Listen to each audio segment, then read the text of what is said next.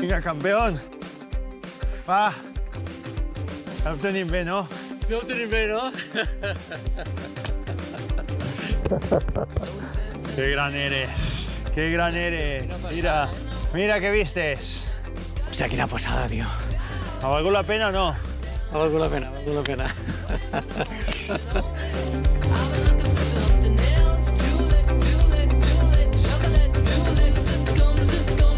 Estem així al costat de les antenes que tantes vegades han tret a Ximo Rovira per la Ells veu la tele, televisió. no? Això diuen, eh? Què pensares i com visqueres el tancament de Canal 9?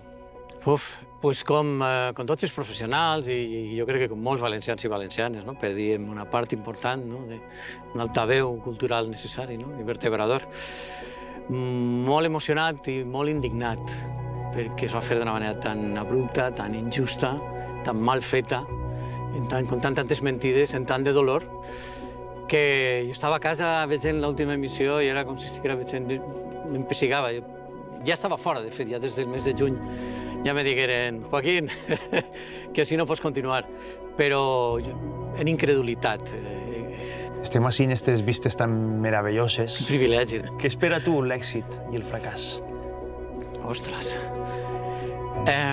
L'èxit, crec que precisament eixa pau, eixa harmonia, eixa tranquil·litat. Tinc 57 tacos ja, crec que he fet moltes coses en la vida i a partir d'ara espero un llac tranquil. He passat molts revolcons, però ara espero viure tranquil, no me plantege grans reptes.